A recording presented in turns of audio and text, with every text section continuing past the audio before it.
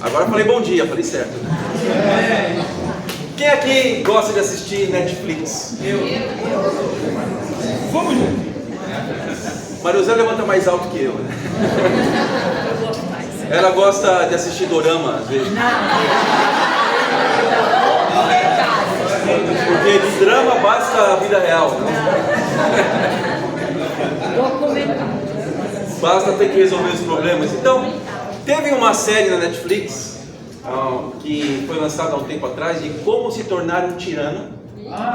Eu até fiz algumas pregações nos cultos de semana sobre isso, mas parece que as mulheres do Rio não pegaram, né? Eu acho que eu não fiz esse culto porque na época estávamos divididos homens, mulheres, uma coisa assim, Niterói com Rio de Janeiro.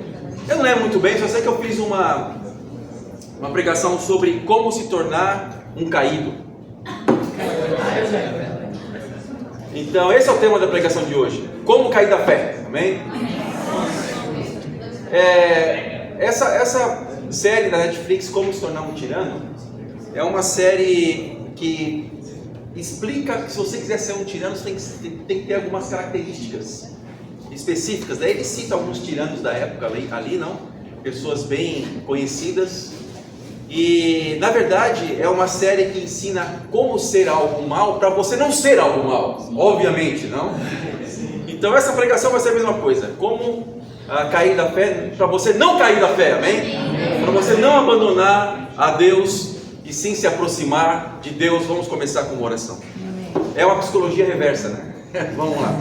Deus, muito obrigado pelo seu amor, esteja conosco, anima nossos corações agora, Pai. Sabemos que o Senhor é soberano, Pai eterno, sabemos que o Senhor tem nos dado, Pai eterno, tantas coisas boas. Deus nos deu principalmente seu Filho Jesus na cruz.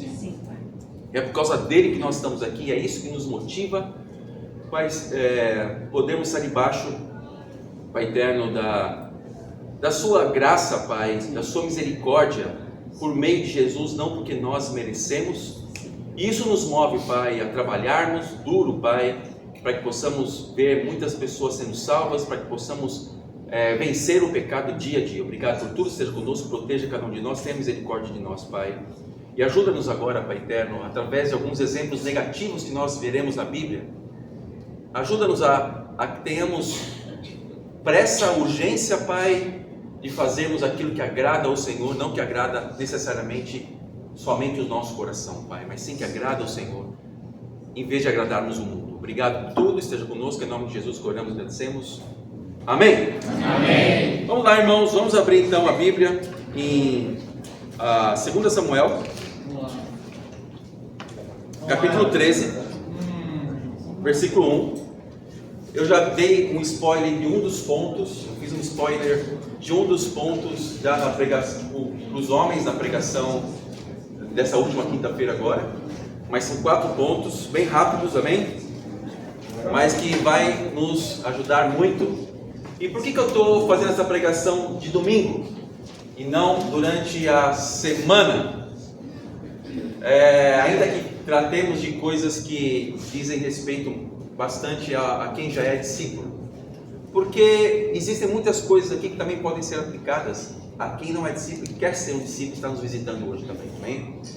Então, e também porque nós temos muitas pessoas novas que foram batizadas. Essa pregação foi feita há mais de um ano atrás.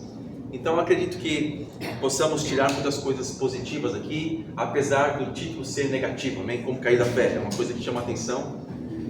E normalmente quando as pessoas buscam lá no YouTube, né, pregações, as pessoas ficam mais assim, propensas a títulos chamativos para poder assistir o vídeo.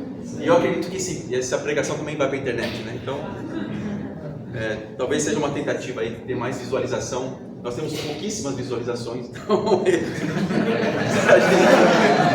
eu sou extremamente low profile, então eu não faço questão também de muitas visualizações, mas quem sabe, não? Vamos lá. Então, 2 Samuel 13 tem uma história nojenta, horrível, que a Bíblia nos relata, muito ruim essa história. mas que nos chama bastante atenção. Vamos lá, versículo 1. Depois de algum tempo, Amnon, filho de Davi, apaixonou-se por Tamar. Ela era muito bonita e era irmã de Absalão, outro filho de Davi. Ou seja, ela era irmã de Amnon. Meia-irmã de Amnon, mas não deixa de ser irmã também. Versículo 2. Amnon ficou angustiado ao ponto de adoecer por causa da sua meia-irmã, Tamar, pois ela era virgem e parecia-lhe impossível aproximar-se dela. Amnon tinha um amigo muito astuto chamado Jonadab, filho de Simeia, irmão de Davi. Ele perguntou a Amnon, filho do rei: por que todo dia você está abatido? Quer me contar o que se passa?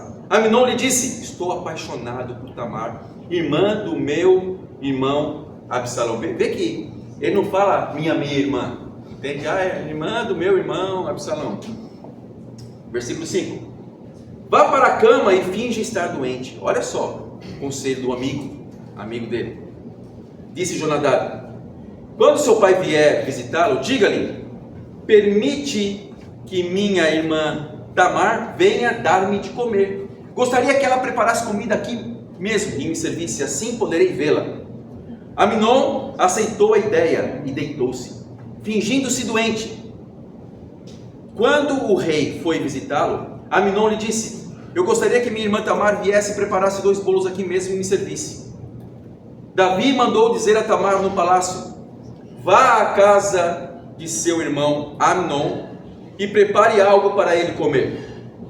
Tamar foi à casa de seu irmão, que estava deitado.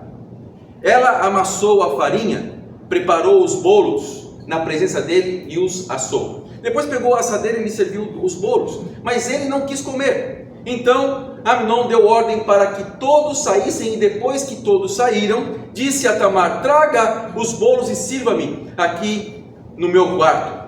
Ou seja, uma perfeita armadilha, não? Tamar levou os bolos que havia preparado ao quarto de seu irmão. Mas, quando ela se aproximou para servi-lo, ele a agarrou e disse: deite-se comigo, minha irmã. Agora está bem claro aqui, não? Mas ela lhe disse: não, meu irmão, não me faça essa violência. Não se faz uma coisa dessas em Israel. Não cometa essa loucura. O que seria de mim? Como eu poderia livrar-me da minha desonra? E o que seria de você? Você cairia em desgraça em Israel. Fale com o rei, ele deixará que eu me case com você. Mas Amnon não quis ouvi-la, e sendo mais forte que ela, violentou-a.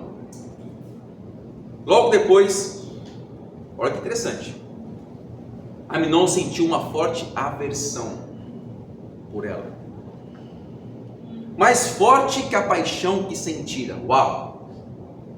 Isso acontece muito no mundo, muito. Ele disse: levante-se e saia.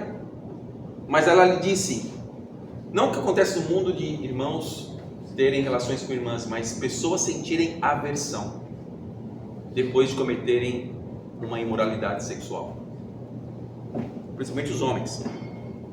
Versículo 16. Mas ela lhe disse: não, meu irmão, mandar-me embora seria pior do que o mal que você já me fez. Ele, porém, não quis ouvi-la, e chamando seu servo, disse-lhe: põe essa mulher para fora daqui e tranque a porta. Então o servo a pôs para fora e trancou a porta. Ela estava vestindo uma túnica longa, pois esse era o tipo de roupa que as filhas virgens do rei usavam desde a puberdade. Tamar pôs cinza na cabeça, rasgou a túnica longa que estava usando e se pôs a caminho, com as mãos sobre a cabeça e chorando em alta voz.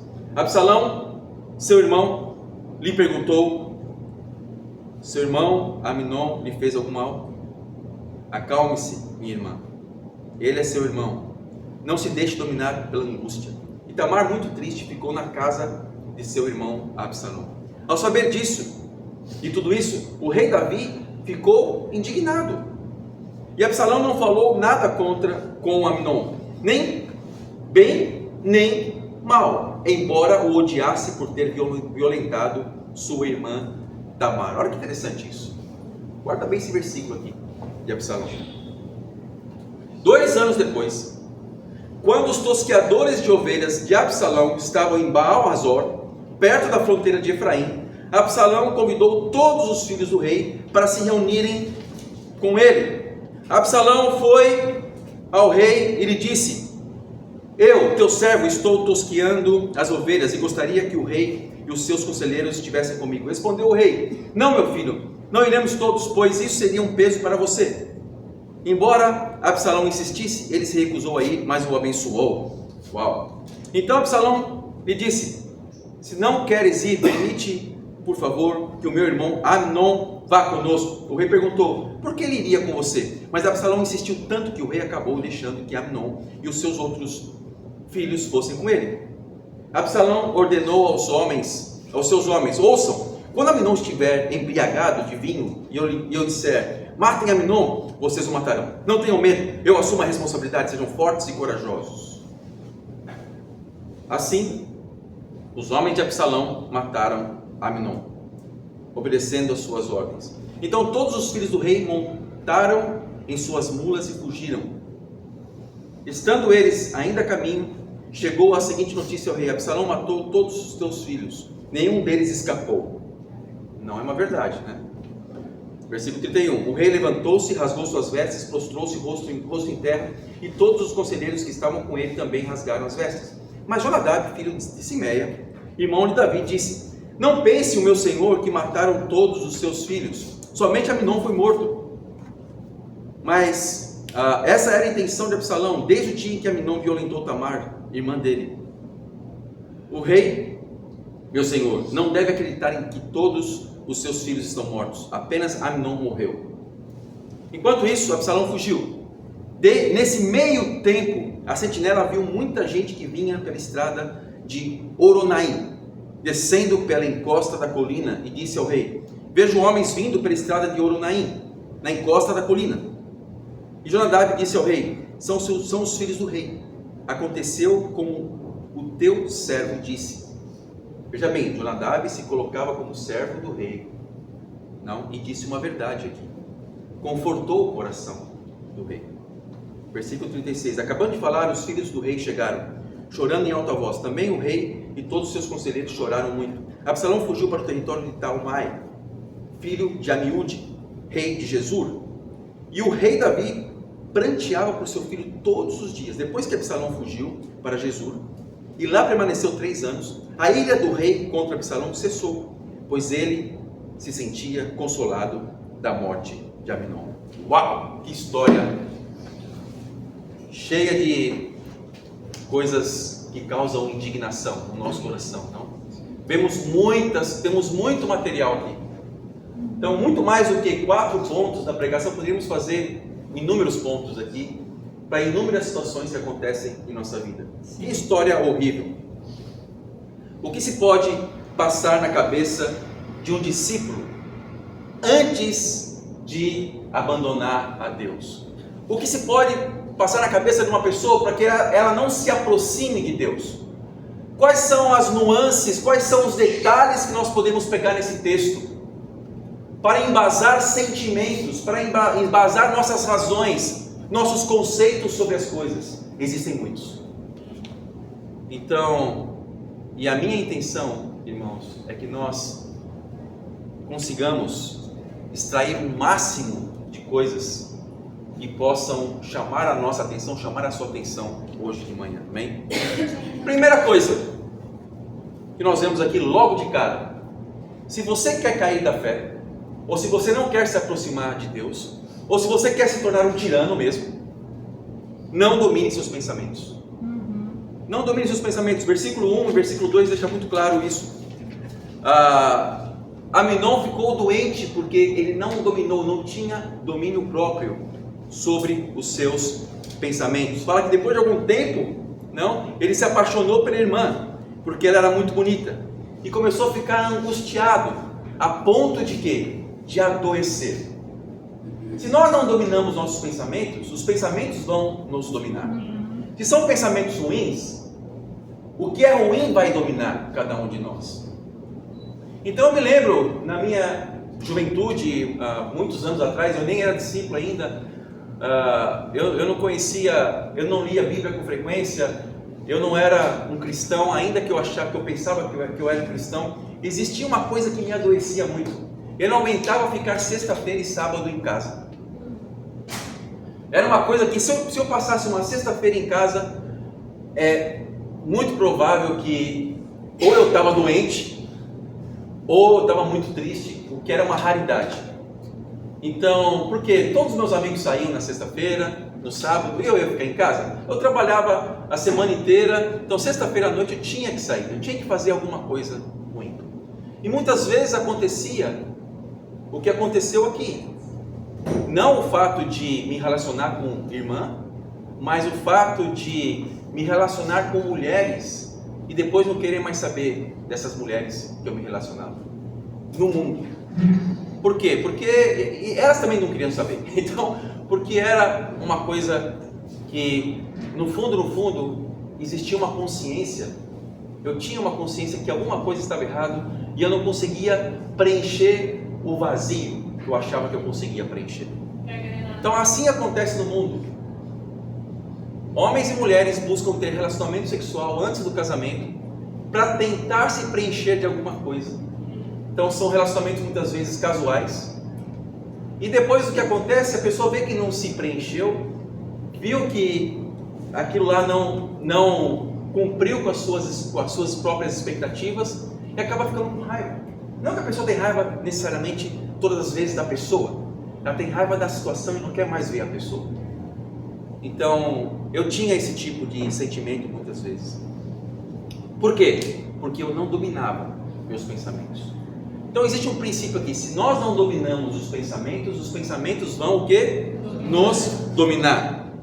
E ele deixou amadurecer os pensamentos. Ele não usou a regra do 1 segundo.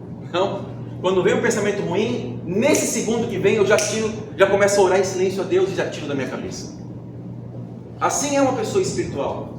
Uma pessoa espiritual não é aquela que não tem pensamentos pecaminosos. Tem pensamentos pecaminosos. Uma pessoa espiritual pode ser espiritual se ela tira os pensamentos o mais rápido possível da sua mente.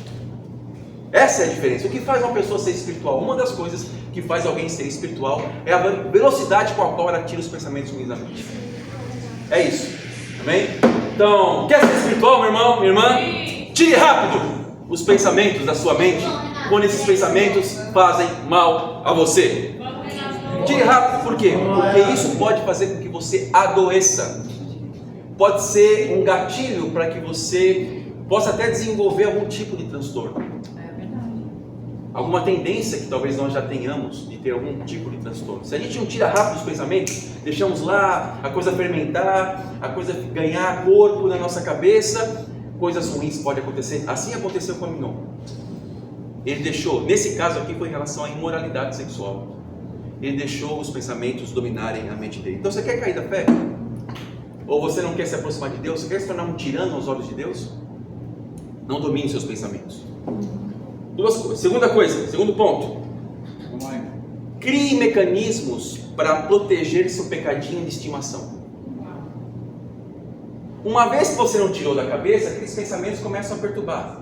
Não? Por quê? Assim age Satanás. Satanás é o grande perturbador. Satanás, ele não quer ser o responsável pelo seu pecado, mas ele quer levar você a pecar.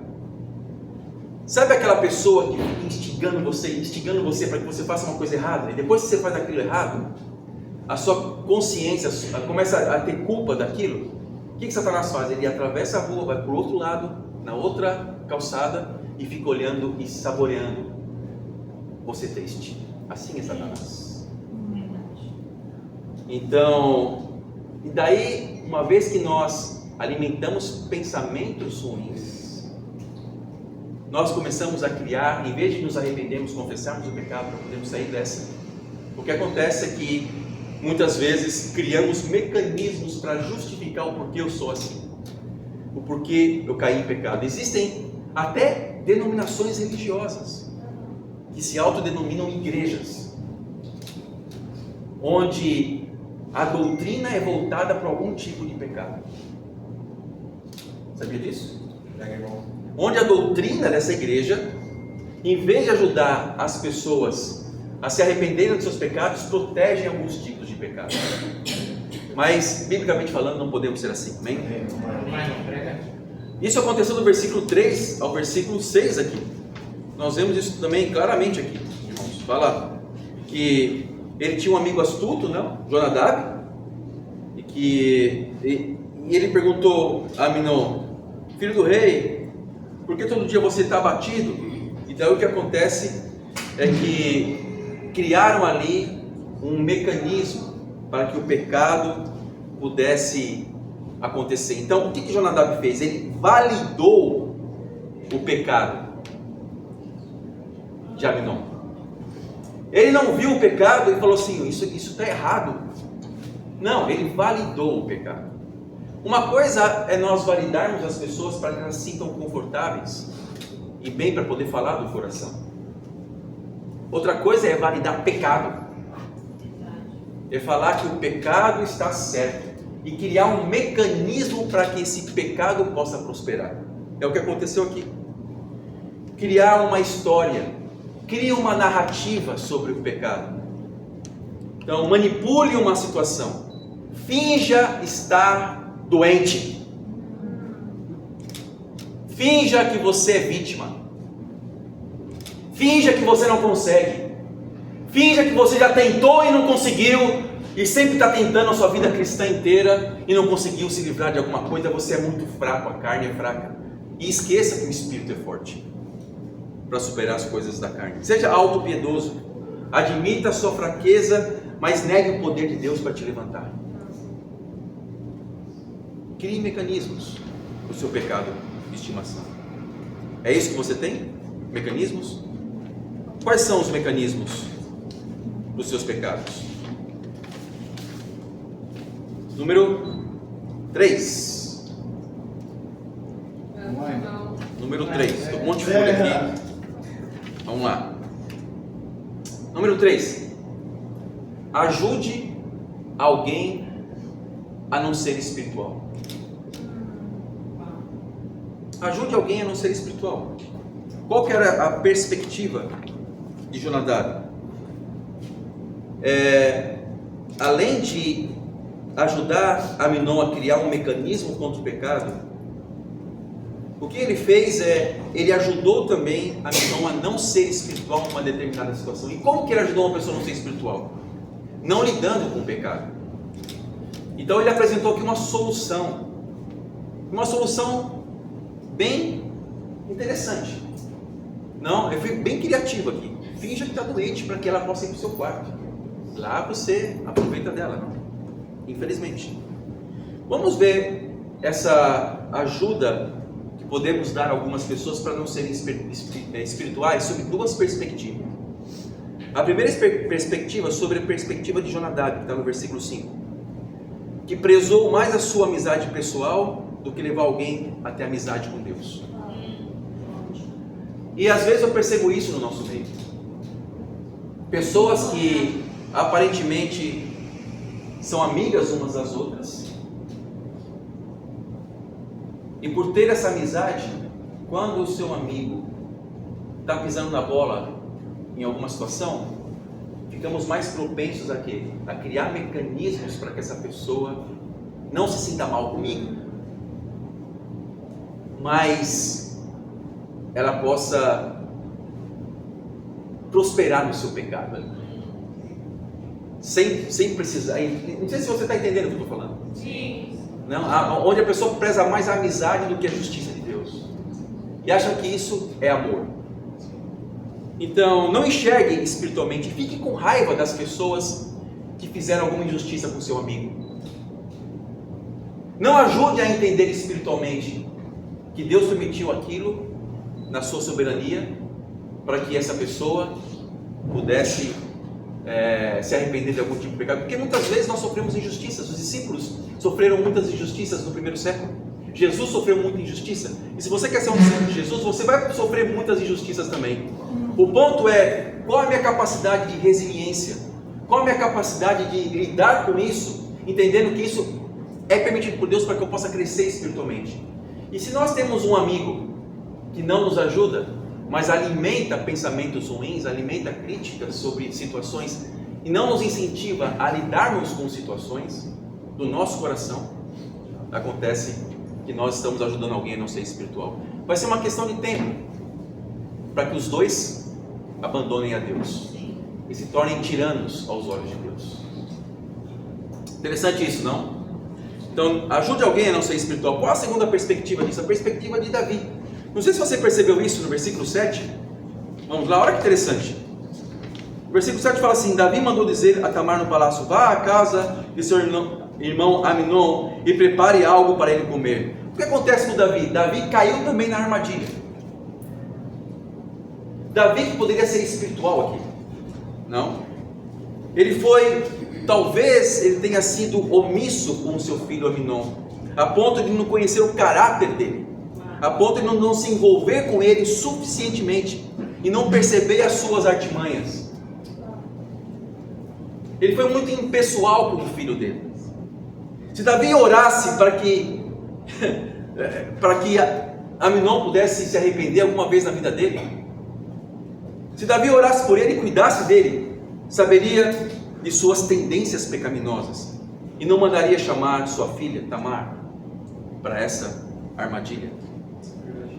Sabe, Deus talvez o advertiria sobre Aminon, como outras vezes Davi foi advertido. Não sei se você lembra, lá em 1 Samuel 19, do 1 a 2, Deus permitiu que Jonatas o avisasse sobre os planos secretos de Saul, porque Saul queria matá-lo. Então ele já teve revelações para lidar com situações, mas nesse caso aqui Deus não revelou para Davi. Então ele não ajudou o seu filho a ser espiritual. Pergunta que eu faço para todos nós agora: quem você tem ajudado a ser espiritual? Quem você tem ajudado a lidar com as suas questões? Sabe, Davi, lá no versículo 21, depois que soube da tragédia, ficou indignado, mas outra vez, ele não fez nada. Eu não vejo aqui Davi repreendendo Aminon por aquilo que ele fez. Foi uma omissão total. Ponto número 4, que tem a ver com esse ponto um pouquinho também. Quando você pecar, não se arrependa, mas fique com raiva. Fica com raiva de pessoas, fica com raiva da igreja, fica com raiva de situações, fica com raiva de você mesma, ou você mesmo. Quando você pecar, não se arrependa, mas fique com raiva. Está aqui no versículo 15 ao 19.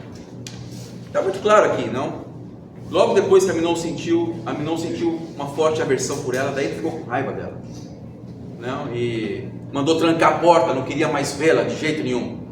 A raiva impede o arrependimento, não sei se você sabe disso, porque a raiva também é pecado, porque é uma expressão egoísta de insatisfação.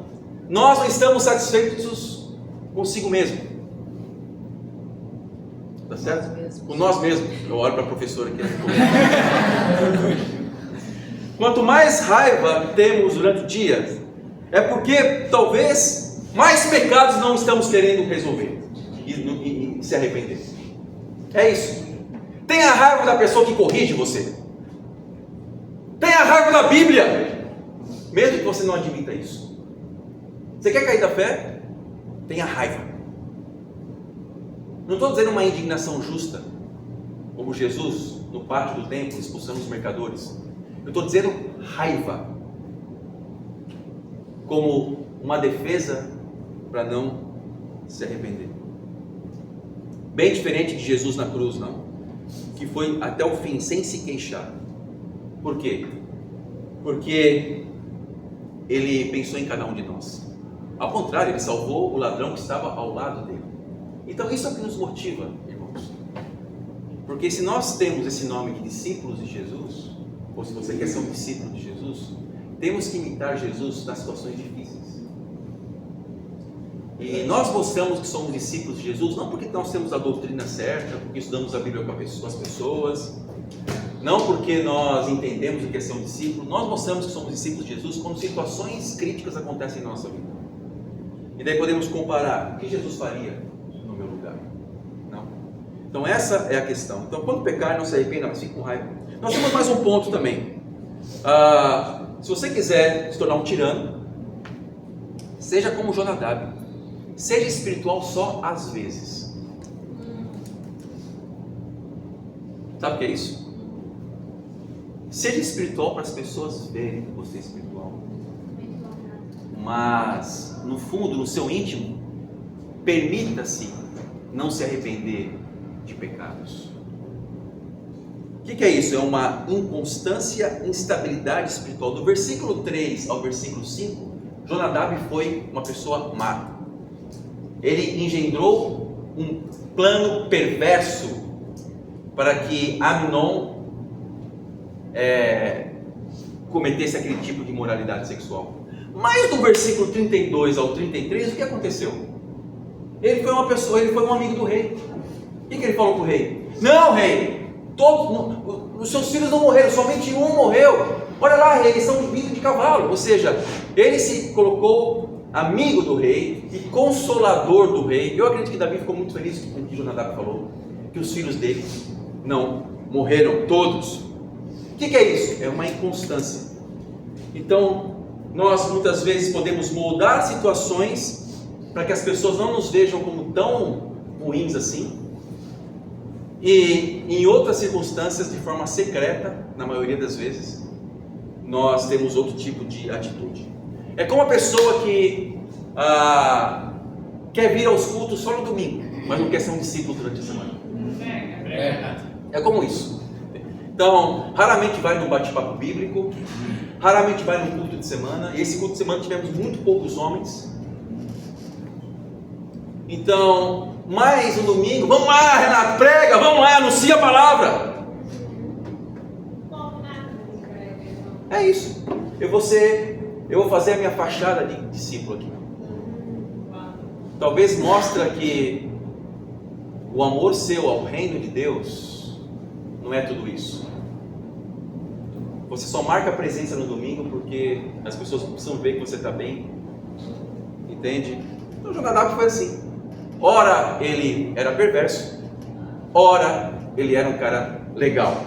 Deus está vendo as suas motivações. Eu sei que existem alguns motivos justos, não? Mas são esporádicos, né? Então quero animar cada um de nós. Nós temos discípulos comprometidos, amém? Amém. Então, o que é comprometido? É comprometido no tempo discipulado, é comprometido nos cultos de semana, é comprometido nos bate-papos. Permita-se ter reações espirituais todas as vezes. E às vezes que nós não somos espirituais, precisamos nos arrepender, amém? E não disfarçarmos. Outro caso também muito claro é algumas pessoas que no Facebook é uma pessoa, no Instagram e na igreja é outra pessoa. Já viu isso? A pessoa no Facebook não vai colocar uma foto completamente sensual, mas vai insinuar com as suas fotos, com as suas publicações, para que os seus amigos do mundo, porque estão preocupados com os amigos do mundo, não para evangelizá-los, mas para mostrar o seu status, para você manter seus contatinhos. É isso que existe no mundo. Então lá, mas na igreja, quero dançar com o Senhor, tá assim, não, tá cantando as canções, tá animado, não, mas lá, daí eles vão ver no Facebook como está essa pessoa aí. A pessoa foi batizada, mas o Facebook não foi batizado. Opa, alguma coisa está estranha aí, não? Publicações de duplo sentido.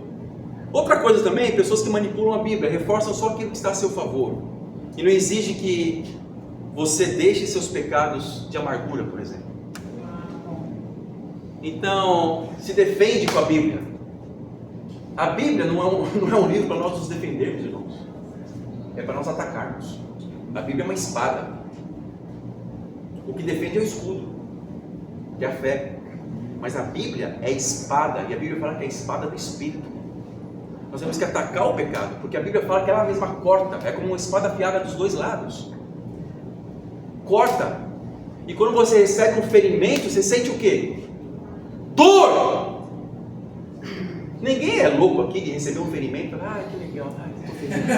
Uma espada entrou no meu estômago. Maravilha. Ai, que bom. Não. Você vai sentir isso só se estiver numa mesa de cirurgia. Você não vai sentir nada e está anestesiado, mas a Bíblia não vai anestesiar antes, irmão. A Bíblia vai falar aquilo que nós precisamos escutar sempre, amém? Então não manipule a Bíblia. Use a Bíblia para ser manipulado no bom sentido por ela, amém? Pela palavra de Deus. Não manipulado no mau sentido, mas manipulado no bom sentido. Porque Deus quer usar as suas mãos, isso que é manipular, para te moldar, para mudar cada um de nós. Também temos um outro ponto aqui, acho que esse é o último, tá bom? Ponto 6. Vamos parar por aqui, tem muita coisa que podemos tirar daqui.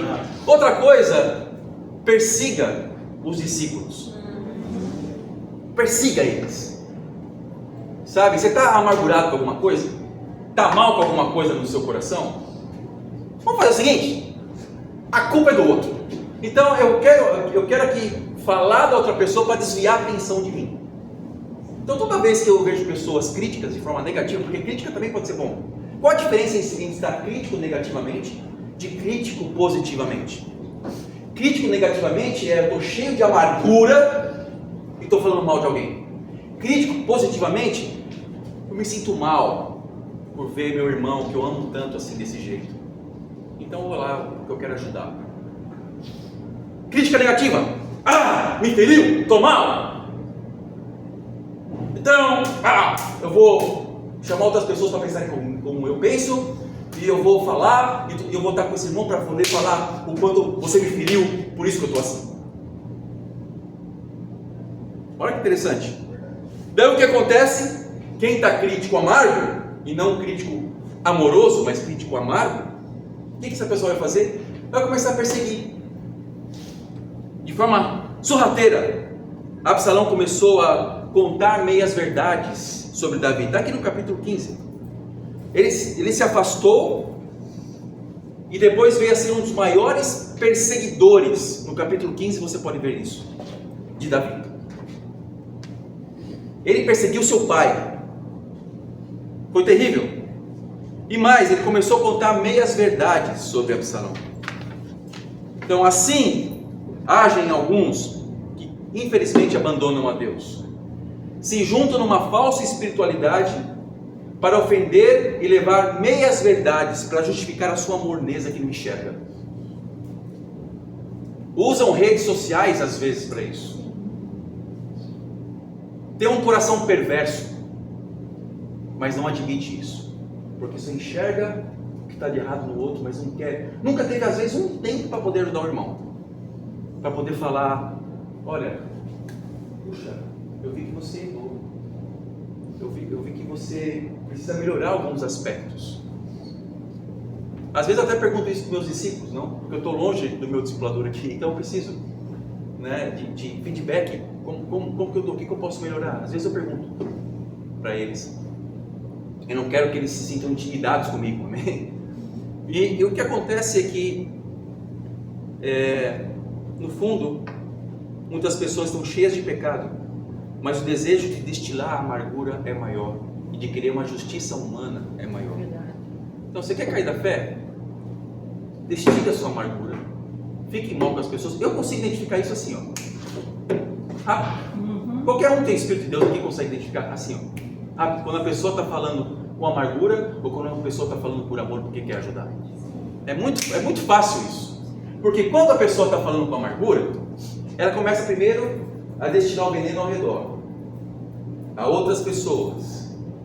Daí começa a chegar até a pessoa que é o alvo, por terceiras pessoas. Muitas vezes acontece isso. Fulano está assim, fulano não está bem, e começa, não? E quando você vai ver, depois quando você vai ver essa pessoa que começou a destilar essa amargura, ela está tão amarga que ela começa a não reconhecer que ela também erra. Ela passa talvez 5 minutos falando dos seus próprios erros, só para poder fazer uma média, e passa 2 horas falando do erro do outro. Entende?